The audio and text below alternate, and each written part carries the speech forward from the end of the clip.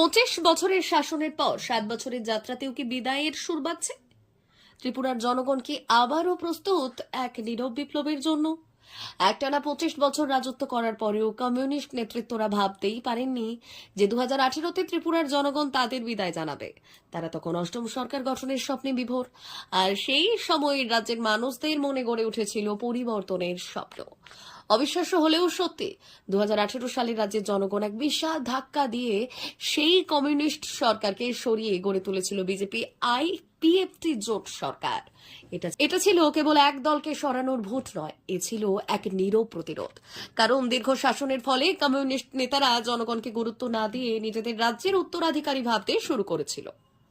আর সেখানেই তারা ভুল করেছিলেন।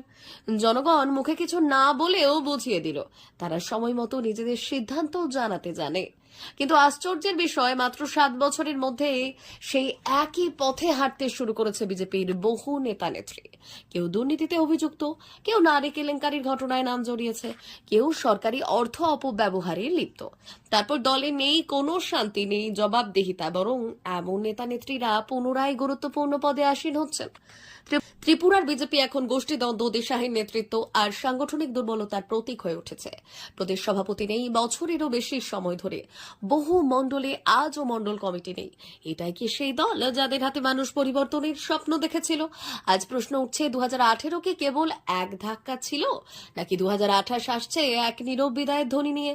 ত্রিপুরার মানুষ কখনোই রাস্তায় নেমে হইচই করে না, তারা অভিমান পুষে রাখে এবং ক্ষোভ ধরে রাখে, আর সময় মতো ভোট বাক্সের মাধ্যমে গর্জে ওঠে। আজ সচেতন মহলে গুঞ্জন, 2028 আবারও আনতে পারে এক নিঃশব্দ বিপ্লব। না কমিউনিস্ট, না দুর্নীতিগ্রস্ত বিজেপি। ত্রিপুরা চাই মানুষের জন্য, জনগণের পক্ষে। আর এই বার্তা নিয়ে আমাদের সকলকে দাঁড়াতে হবে সাধারণ মানুষদের পাশে, যে মানুষ প্রতিশ্রুতি নয়, সম্মান, ন্যায় ও সুশাসনের পক্ষে ভোট দেয়। এই রাজ্য আবারও প্রস্তুত হচ্ছে এক সত্যিকারের পরিবর্তনের জন্য।